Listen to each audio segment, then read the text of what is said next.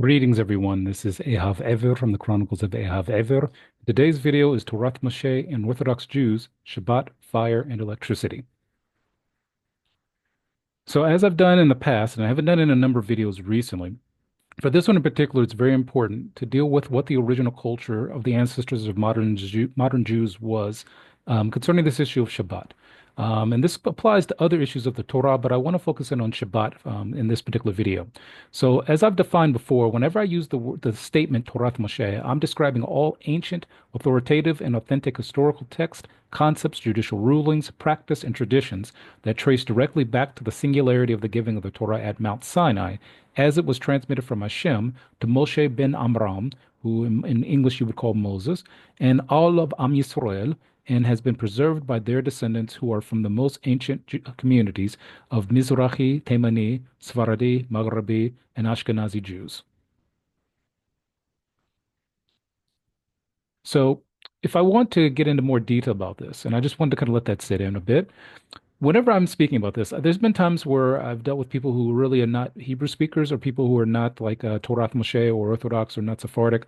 And they sometimes get into this issue of, I think almost trying to pretend as if I'm discussing things that don't, really match these communities.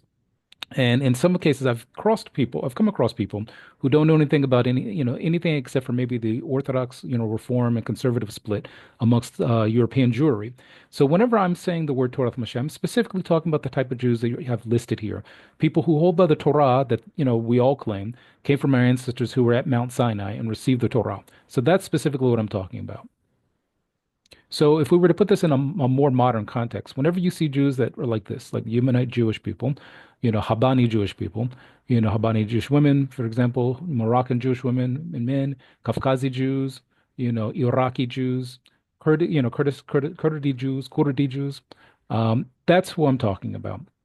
So, and I'm also including Ashkenazi Jews, but for the purpose of this video, I think it's important that I kind of focus on these communities because whenever this argument comes up or these type of arguments come up, usually it's kind of within the realm of people who are either dissatisfied with some element of Orthodox Judaism for some reason or the other.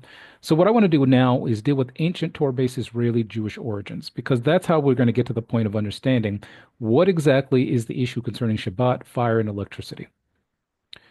So let's think. We're dealing with an ancient, culture, a culture that is very traditional in its sense.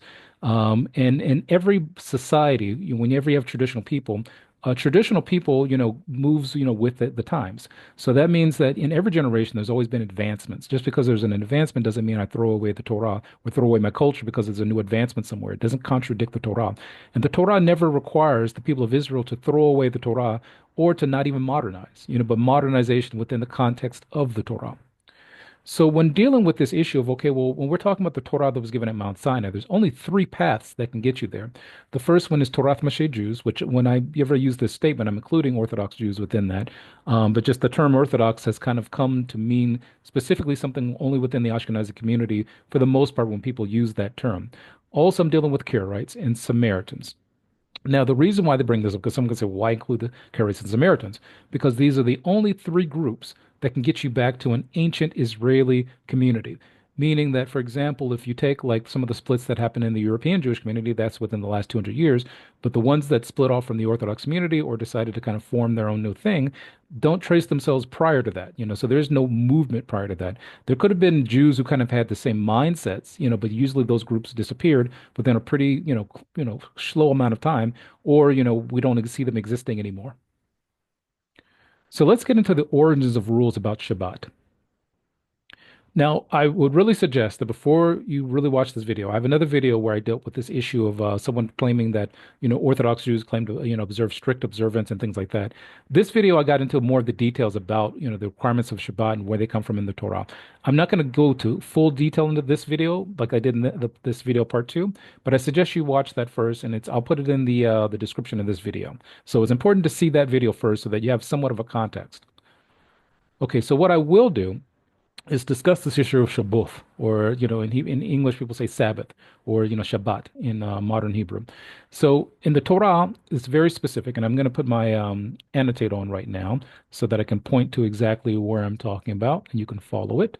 So okay, if I go here, Okay, so I expressed this in the previous video about this issue.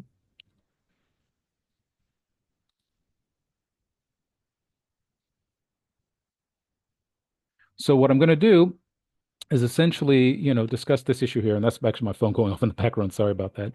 Um, so if I, we get to this issue of exactly what does the Torah tell us, um, what we see here is that the Torah says that Sheshet Yamim ta'avod va'asita kol malachtecho. So the Jewish people are supposed to, do what's called malacho, for actually 6 days out of the week.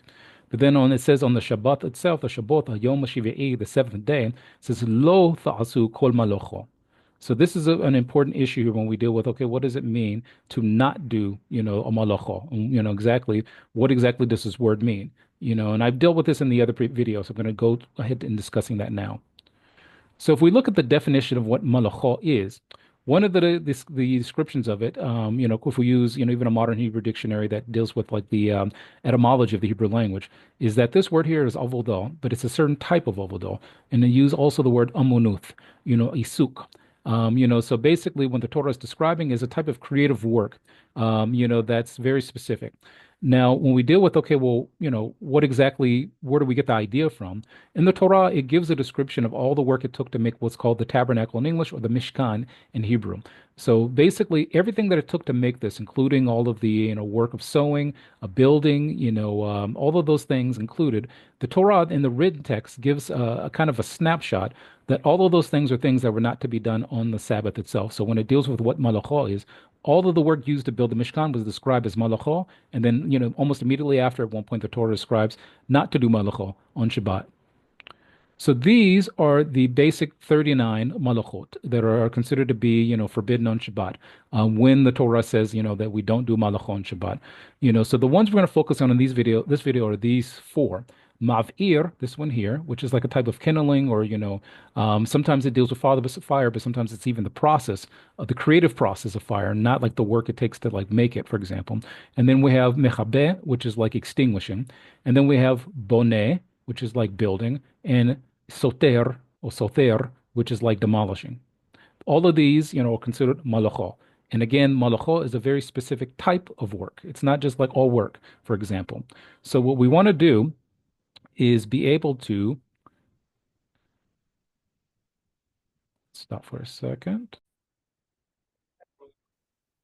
Okay, sorry about that. This always happens sometimes when I try to make a video. This is what happens when you do things for free like this. So essentially what I was getting at is I'll put my annotate back on.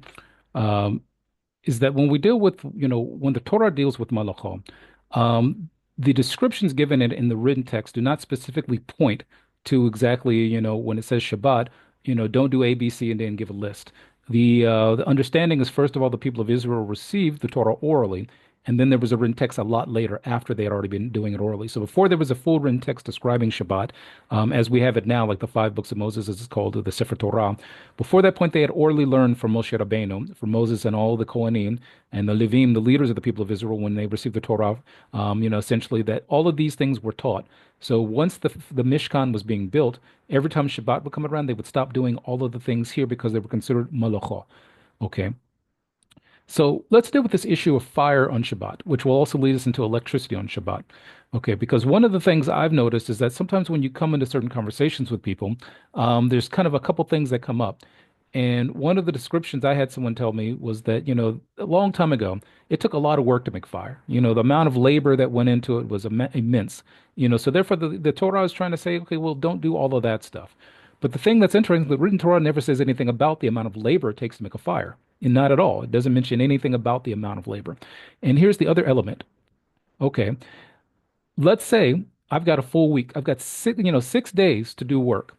That means that I've got 6 days to get a fire, get all the materials I need on Shabbat, so that on Shabbat I don't have to go looking for any wood, kindling, or anything like that. And I can literally have everything ready, for the time it was almost Shabbat. So let's take this idea that it's about the amount of labor that it actually takes to produce a fire. And for 6 days out of the week, I've already done all the gathering labor, and all I need to do is actually just start a fire. Is it really, logical to say that, well, it's still the amount of labor? That's why it's forbidden. Because I could have all this stuff ready and on Shabbat light a fire. And here's the thing. like I said before, the Red Torah never mentions anything about the amount of labor it takes to make a fire. Second of all, the materials to start a fire can easily be gathered in most areas during the week and ready before Shabbat. You have 6 days literally to do it. And third, with all the materials ready, most skilled people can start a fire within seconds to minutes. Again, it depends on the amount of skill. Now, here's the deal. Let's say that you're 40 years in the desert, in the midbar or in the wilderness, and you're being taught how to keep Shabbat. Literally, at that point, you would have figured that in 40 years, someone would have figured out the fastest method to make fire, but still, making a fire on Shabbat is still considered malacha according to the definition given in the Torah, and is a sur with no connection to the amount of work. And again, if I've got all the materials ready, I'm not really doing any work. I'm just simply like getting the fire started. And if I know what I'm doing, I can get it done within a couple seconds to a few minutes. It doesn't take much labor at all. I mean, there's other things that are permissible to do on Shabbat that take a lot labor, a lot more labor than it does to start a fire. I mean, for example, on Shabbat, if I'm in a walled city, I can literally walk around a huge walled city all day long and essentially not break any like any of the Torah on that issue, but it's a lot more work than trying to start a fire that might only take me a couple seconds to a few minutes. Further to this issue, someone may say, okay, well, maintaining, a fire on Shabbat, maintaining, something to keep warm, warm or do cooking. Well, same thing here. Ancient Israeli Jewish sources describe very simple ways of maintaining a fire on Shabbat. You see like two types of ovens here that are actually described in Mishnaic sources in the Mishnah, and after in the Talmud, and even in like the sources in the Rishonim and Achronim, they describe these kinds of ovens that are actually you see in these pictures here. They're actually detailed in a number of sources of ways of keeping Shabbat, and all of the ways that if you like, let's say, put a pot on this that has liquids in it, and you're warming up on Shabbat. Are you allowed to take it off and put it back on? All of these things were discussed a long time ago. So clay and stone ovens were used to keep a fire going for long periods of time without kindling or maintaining a fire. A lot of these ovens, there's people who, who've done these for like generations, and they can start a fire on one day and still have the heat in these ovens, or going to the next day. And for example, there's a requirement, to eat 3 hot meals on the Sabbath. Well, you can literally have that, just by using these kind of ovens. That's not a problem at all. And like I said before, that's how traditional societies would have done it. And for example, these ovens, you can maintain them without even doing a lot of maintenance. All the maintenance that's considered forbidden on Shabbat, you don't have to do any of it on these kind of ovens. You simply prepare for 6 days to even have this oven ready to do those things. So for example, again, I don't need this oven to work all of the Sabbath. I just needed to keep food warm for most of it. And let's say, for example, there's a situation of danger. Let's say I'm using these as heaters too, and there's a situation of danger where we are going to lose our life because of how cold it is. Well, the Torah allows me to like save my life, and if I have to add stuff to it to keep myself alive, then that's what I do. But in terms of food, it's just a matter of being prepared. 6 days out of the week, I just simply have to be prepared to use these kind of ovens to keep, food warm. And that's literally it. No work involved. I mean, literally, this is easy, easy as anything, but it's just a matter of the people of ancient times would have been prepared for that. And as Jews in the modern time, we prepare 6 days out of the week for the Sabbath. So when I go to work, I don't go to work strictly because I'm going to work for the sake of working. I go to work because it gives me the ability to do the Torah and it gives me the ability to keep Shabbat the way I want. So for example, I can buy all the food I need before Shabbat, literally from Sunday till Friday. And I can fix the food I need on like, let's say Wednesday to Thursday, put it in the refrigerator or freezer and have it ready before the Sabbath for Shabbat.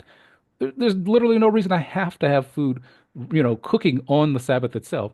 Especially if I already know that this is the way that the Torah was given, and this is the way that, the Torah was given to us by the creator of all things. And it's easier for me not to have to fix a bunch of food. I mean, when I get things ready before Shabbat, that's a lot of work. But all I have to do is just stick it in, my heating element, on the Sabbath, easy, you know. So what about electricity? Because, someone could say, well, hey, electricity is not fire. Well, the problem with the claim is that, okay, well, first of all, it's not being claimed that fully electricity is fire. And actually, in just a second, we'll cover something that actually says, well, the issue is not even like electricity and fire. It's whether or not in Hebrew, the words that we use for those can be connected in any way. So let's deal with electricity. So what would be the problem, according to the 39 malachot that we discussed, with having something that is, electrical, being activated on Shabbat? Because here's the interesting thing. If I go by the 39 malachot, I'm not, I'm, it's forbidden for me to maf'ir, to do some kind of kindling, and it's asur for me, for example, to do mechabeh, to extinguish. So how does that relate to electricity? Well, as an electrical engineer, you have a situation where, let's say you deal with, like, let's say something simple, like turning on and off a light. Okay, so when I turn on the light, there's a couple of things I'm actually doing here. one of the things I'm doing is actually heating up an element. So the issue of mav'ir is actually one of the definitions of it is to lalik, as we say in Hebrew, which deals with the issue of heating up this element. So that's considered to be forbidden on Shabbat that we heat up and and then also turning it off. It's like mechabeh that we're allowing it to turn off and cool down things like that.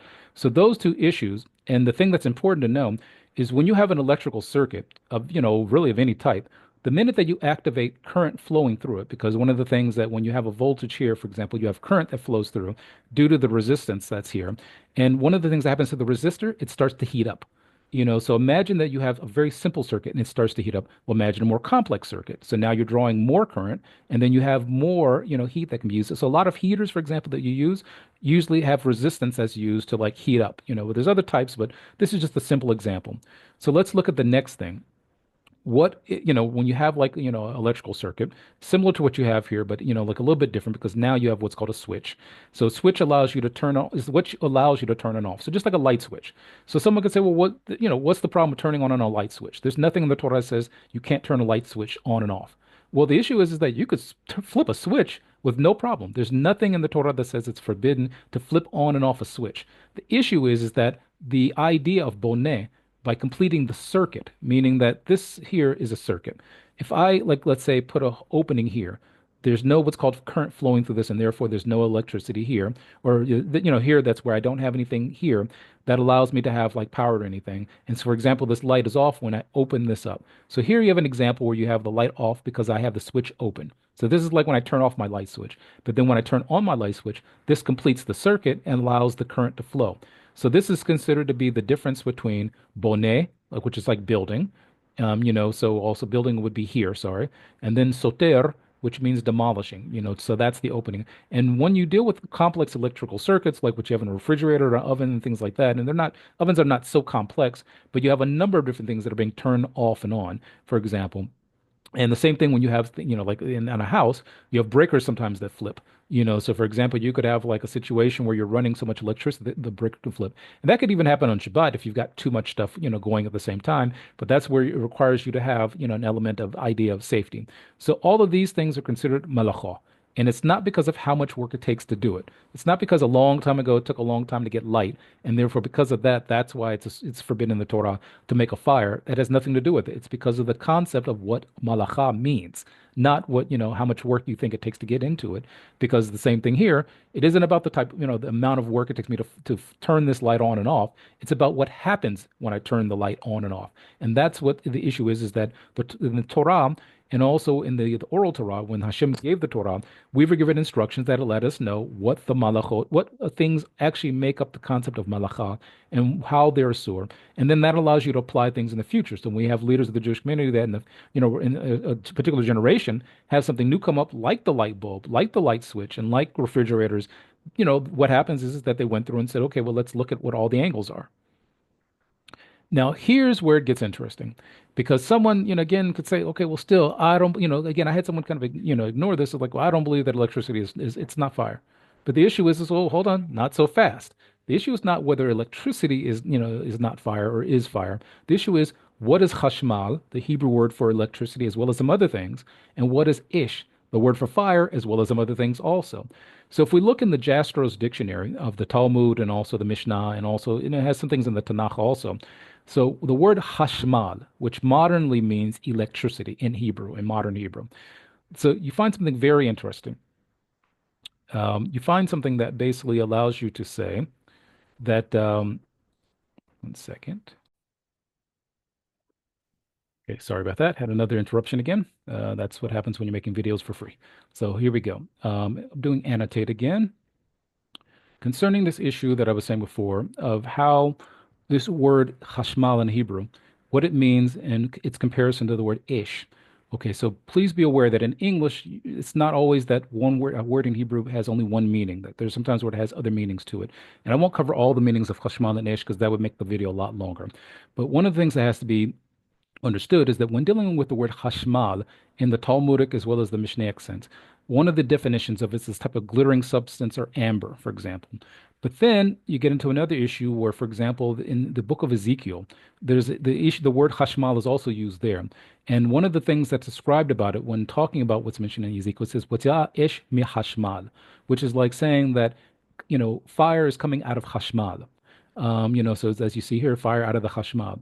So again, this tells us that, when we deal with this word hashmal, even in modern Hebrew and even in ancient Hebrew, there is a connection that we see between the idea of ish, which is used sometimes for fire, but also means other things. When you look into the deeper definitions of what exactly ish means, especially even the word fire in English, you could describe it on a number of different scientific levels, of like chemical reactions and things like that. And it isn't just simply fire and that's it. There's no other definition. But what also is interesting is when dealing with this issue, one of the things you look here at the very bottom here, it says Mahu Hashmal, was like, what is this? What is Hashmal? What does it mean? And there's Hayot Ish Melaloloth. So it's almost like there's a type of like speaking fire, which is called Hashmal. So the word Hashmal, this is one of the reasons that it is applied, to electricity in the way it is nowadays. And this is one of the things that when you say, okay, well, Hashmal is not fire. Well, again, if you're saying Hashmal is not fire, that's another thing. Electricity, as we say, that it depends on how you define these things and what exactly is the core issue. So then we see something interesting. We look at the book of Yehezkel or Ezekiel, as they say in English. One of the verses in it says something here, where it says, Ke'ain hashmal kamar ish. So it's like saying that the hashmal was almost like an appearance of like fire. So again, the word hashmal is used here. Also in Ezekiel here, which is the first one was Ezekiel 1. 27. And then the word ha-hashmal is used in Ezekiel 1:4, where it says, Ke'en ha-hashmal mitocha ish. So it's like saying the hashmal was within, the hashmal was within the ish. So if you were to translate it literally, you could say, well, the electricity was, from the fire, or within the fire, from within the fire. And then you have another statement that says, K'mar e zohar ke'en ha-hashmala. So that's the same thing from Yechezkel 8, verse 2. So the issue here is that another word for Hashmal is a type of Zohar, which basically deals with almost like a type of element or light or something like that. And you've probably heard of the book the Zohar, for example, that is connected to this issue. So this is where we see that okay, well you can't fully say that Ish and Hashmal are two different things and have no connection under the understanding of the Hebrew word. That there is a connection between them, and that's why it would make sense that somebody would make the connection when you have these new advancements within society, and the question comes up, okay, well, hashmal, is it mutar or surah and Shabbat? Is it malocho? And that's where the analysis comes in, and that's where you would have to talk to engineers. And again, I'm an electrical engineer. I could 100% see how somebody can make the connection and say hashmal and all the ways that it works and functions within a society, within the modern society, that essentially that's a type of malocho. I could 100% see that, as an electrical engineer. So here's the other side of it that I hadn't considered until someone brought this up. And that is, well, how do you produce electricity? Well, the way that electricity is produced is basically by combustion gas turbines, and also you burn gaseous liquids and fuels to produce hot gases to turn the blades of the turbine. This is how, basically electricity is generated everywhere. So when people talk about clean electricity, for example, one of the issues with it is that, essentially, when you have like, what do you call it? Electricity that you get from industrialized, electricity, I would say essentially when you connect to the electric company, they're burning fossil fuels in order to get that electricity going. So you are, essentially by using electricity, you are, causing a fire or not, and it depends on how much usage a certain city or an area has. They could easily be increasing it if they're turning things on and off, and things like that.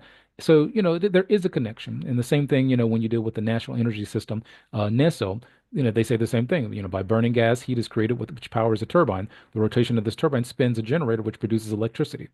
So this is kind of a graphic of it. If you go to there's a YouTube um, video about this called from NG Science, where they talk about electricity production burning fossil fuels. So a person can't say, well, there's no connection between Hashmal and, like fire, ish. Well, there 100% is, because you get electricity in the modern sense for most people from that. And a person could say, well, what about when I'm doing solar energy?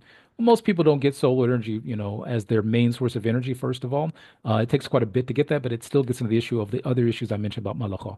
Even if you were to take away the aspect of saying, well, there's a connection between fire and chashmad, still you get into the issue of well, how you produce chashmal, turning things on and off, is one issue of mavir and mechabeh, and then the other issue is boneh and soter. And this comes from, rabbis and leaders of the Jewish community who have analyzed these issues and have said, something that is, very specific to these issues. Now, another thing that I think is good to look at is two sides of the issue. There's a rabbi named Rabbi Yaron Reuven who did a video where he had an engineer show like why driving on Shabbat is forbidden. And what basically the video shows, and I'll link it in the description, is how, for example, the process of like starting the engine and running it does create flames, or fires like, within the engine itself. Especially when you're dealing with engines. And then if you're dealing with an electrical car, you still deal with the issues I mentioned before about like things turning on and off, elements heating up and like cooling down, and then also the issue of like opening and closing circuits. But an important issue here is that even with all of this, a Jew has to be very safe in how they use electrical appliances on Shabbat. Because there was an incident a number of years ago where, unfortunately, very unfortunately, 7 children died in a house fire that happened in Brooklyn. And one of the reasons for the fire was because the hot plate malfunctioned.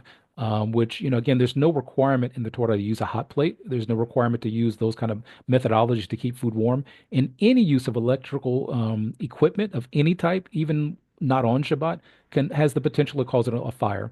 And one of the problems, well, with this particular issue was the house that burned up had a fire detector in the basement, but not on the other floors of the house. So essentially, it didn't have like all the safety requirements. But one of the things that did happen was that the various Jewish communities, when this came out, made fire safety a bigger issue within their communities.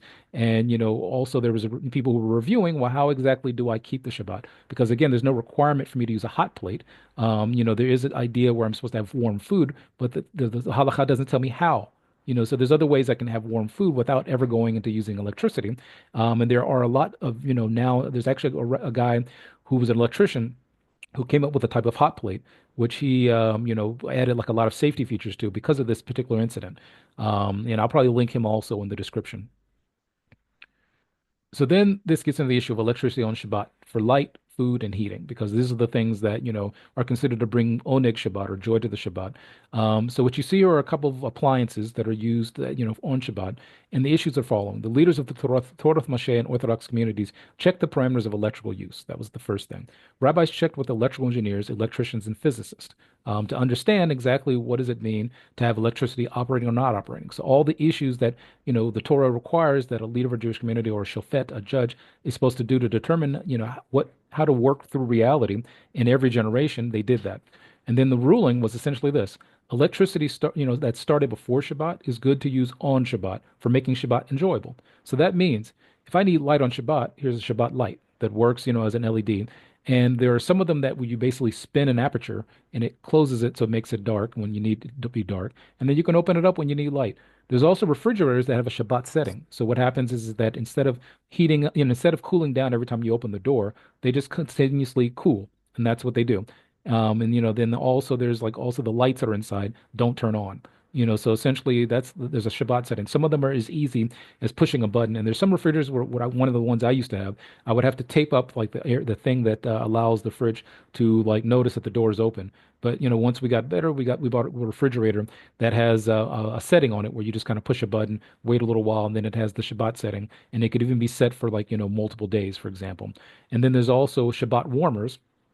This one is one that is, instead of it being exactly a hot plate, it's more like a internal like a unit where you put everything inside, and then it keeps it warm at a certain temperature just to keep it warm, not to cook it. And essentially, that is something that is used over Shabbat. And all of these things, what you basically do is you basically turn on this setting before Shabbat. So on Yom Shishi on Friday, for example, before it's that nighttime, way before, maybe like at least an hour before the sun goes down or two. You essentially turn this on the setting. You get this set up before on whatever day before the Sabbath. You get all your food cooked before the Sabbath, and you put it in and let it like stay warm. That's essentially what everybody does, and that's easier than having to fix food and like get groceries and go to the store and all those kind of things. Because again, there's people who say, "Well, I'm stressed out by trying to make all this food before the Sabbath. Imagine now I'm trying to make it on the Sabbath." So let's look at those three communities we talked about, the ones that have a connection straight back to the giving the Torah at Mount Sinai, and the most ancient, Israeli communities, concerning Torath Mosheh Jews, Karaites, and Samaritans. So when it comes to Torath Mosheh Jews, as a summary, which we've already talked about, electricity on Shabbat is permitted if started before Shabbat. It's allowed to run on Shabbat. but it's not manipulated on Shabbat. So what that would mean is that, for example, everything that I need to run on Shabbat, like lights, the refrigerator in the Shabbat setting, any food that needs to warm up, anything that is connected to like, what's permissible in Shabbat, I turn it on before the Sabbath starts and I let it run. Now again, there's the possibility of having things turn on and off on a timer, so that if I don't need light the whole time on the Sabbath, I can turn on a timer before. And that's one of the things you can give the person could, can give their kids to do to get set up before the Sabbath, before the Shabbat. Now here's what's interesting. The Karaites, on the other hand, say it's completely forbidden on Shabbat to use electricity. They say that it's completely forbidden to start something before Shabbat that runs on Shabbat. And it's also like us, it's forbidden to manipulate anything on the Shabbat. So for them, for example, it would be a matter of, okay, well, you still are using industrialized electricity. And, that industrialization, somebody's, keeping it going somehow. And also it's using fossil fuels. So that's their particular take on it. The Samaritans have a very similar take. Same thing, completely forbidden on Shabbat, forbidden to start before Shabbat, and it's not manipulated on Shabbat. So they eat, like for both groups, I think, eat cold food on Shabbat. For example, with Torath Mosheh Jews and Orthodox Jews, it's considered to be a mitzvah to have warm food on Shabbat because it makes the Shabbat better than the rest of the week, especially when we cook foods that are specific to Shabbat that are better than the foods that we eat during the week. So one question that someone may say, okay, well, you guys have all these rules, nothing's allowed on Shabbat. The question is, okay, what is allowed on Shabbat? Well, family meals together is allowed on Shabbat. Okay, well, that's something that I guess in the modern sense that sometimes people are like, oh man, I got to sit down and spend time with my family. What? Then also community walks and spending time together is permissible on Shabbat. So a person can go outside and enjoy nature, go outside and enjoy people, it reminds me of once when I lived in New York City. And there was a number of years ago, there was a situation where all electricity in the east coast of America, as well as parts of Canada, went out. And there was a huge like infrastructural problem. And one of the things that happened was it forced people to go outside and basically talk. And I got to meet neighbors in my building in Manhattan that I never met before, didn't even know they lived in the building, all because the power went out. And it was kind of like this, break. And I remember people doing barbecues outside, and it was just a completely mind flip, from what we were used to, just kind of the busy hustle and bustle of New York City. Learning Torah. It's easy to learn Torah on Shabbat because there's no other pressure to do something else. I don't have my job calling me on Shabbat, like saying, hey, we need you to come in and do some work. Nope. I'm not doing that. I don't do malacha on Shabbat, and I'm not going into work on Shabbat. Sleeping. I can sleep a lot easier on Shabbat because I don't have anybody calling me, bugging me. I can like take a nap during the day. I can spend most of the day sleeping if I want to. Playing games with kids. A person can, sometimes people say, well, okay, I don't have enough family time. Well, you can play games with your kids on Shabbat in ways that you don't have the pressure to go do something else. No phone calling, no, okay, go jump in the car and drive and go do this. That's all pressure. And husband and wife alone time. That's, something can happen on Shabbat. There's husbands and wives who spend more time with each other on Shabbat because of the lack of the pressures of doing things and going places. They can even send the kids to the grandparents or to cousins and things like that and spend time together. So the idea here is that all of these kinds of thinkings comes from a more traditional society in ancient times, which all of us who are Jews who keep Torah are required to continue to maintain because of the fact that we're not that much different than our ancestors. The things that were desires for them and the things that were easy or hard for them exist even in the modern time. But the idea that, you have people who, are more community based and more communal.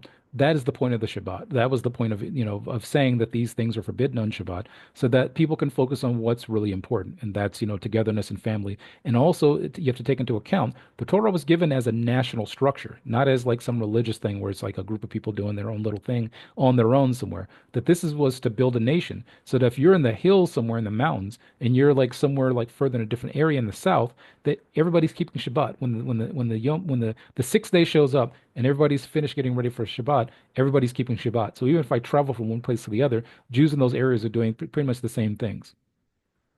So even in the modern day, I mean, for example, you have people who teach their kids about their traditions, about their family history, and learn the Torah that Hashem gave at Mount Sinai.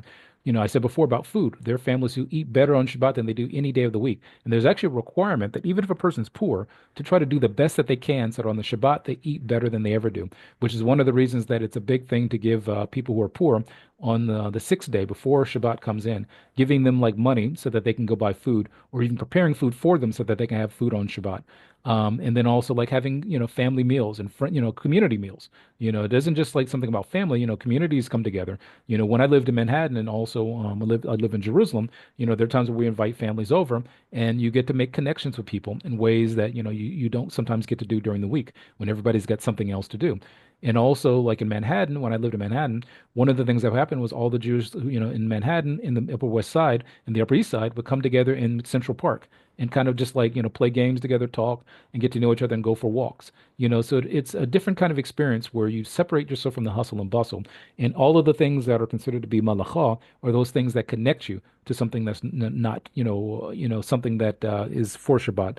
And one thing I would say it's important is that someone may say, well, okay, we Jews don't get to do anything. Again, like someone who's just complaining, we don't get to do anything on Shabbat. Well, the thing is that there's so many Jews who enjoy Shabbat. I remember the first time I kept Shabbat in Israel, it felt like it was never ending, but it was great. It was amazing. And I felt like I was like a completely different person to the point that when I left Israel, when I first came here, I knew I needed to move here. I felt as if part of my soul was still here saying, I'll wait for you till you get back. And Shabbat completely was a completely different mindset. There are actually a number of neighborhoods in different parts of Israel that actually like put blockers on the roads during Shabbat so that they can kind of like have not no traffic through them. And that reminds me of when I was a kid. One of the things me and my friends used to do, we used to play in the streets. We'd play football, soccer, tag, water balloon games and things like that. And every time it was like during, the regular week, when there was like, for example, traffic coming through, we would always have to move and say car and then move out of the way. But for example, in this scenario, when you have a Shabbat, there's no reason for kids to not be able to go out and enjoy themselves. So then, breaking this back to a bigger issue, is that one of the things that's mentioned in the prophet Yeshayahu, in Isaiah, he says something I've mentioned in a number of videos. LeTorah ulith odah, im lo yomaru kadavar hazeh, asher ein lo shohar. So essentially to the Torah and the Teudah, which Teudah basically means through the tradition, to the revelation, things like that. And it's also an identifier. If something doesn't speak like those things, then it has no dawn in it. It never transitions from darkness to light. So this is the reason why Jews who keep Torah keep the Torah the way we do, because it's a passed down tradition from the time that the way that the Torah was given at Mount Sinai. And in every generation, whenever there's been advancements, those things have been analyzed and determined whether or not they are permissible to do on Shabbat, or have to be said to be forbidden on Shabbat, or even regulated on Shabbat. Because again, someone could say, well, okay, well, there's a ban on electricity on Shabbat amongst, let's say Orthodox Jews. There's no ban. It's just regulated. And everything has regulations to it. Everything does, even during the regular week. But there's no reason that a person who wants to keep Shabbat as their ancestors did, and as the, Hashem gave it, as Hashem intended it to be, because that's the spirit of the Torah. Um, if they want to do those things, you've got 6 days to prepare for it and make Shabbat something that's a bracha, a blessing. So in summary, essentially, I've said it before that if one wants to know how the Torah was being kept thousands of years ago, you have to look at traditional Jewish societies. And these issues of, for example, someone saying, I want to like use electricity on Shabbat, I want to start a fire on Shabbat, oh, it just takes too much work, and that's why it was nobody holds by that. If you ask any traditional Jewish source, the reasoning for not having like, lighting a fire on Shabbat has nothing to do with how much labor it takes. Because again, as I showed before, literally a person who knows what they're doing can like light a fire within a short period of time, and it's not that hard if you know what you're doing. And even if you don't know what you're doing, you can learn it within a quick period of time, to where after let's say a year of doing it that way, you literally don't have to keep making it a hard thing. But again, what makes more sense? A person who says, okay, well, I know the Shabbat is coming and I want to like take a break from certain things on Shabbat, and I'm going to prepare all the things I need for Shabbat. And there are methodologies for making sure that the Shabbat is the way it's supposed to be. So this is Ehav Ever from the Chronicles of Ehav Ever. Thanks for listening. Take care and bye.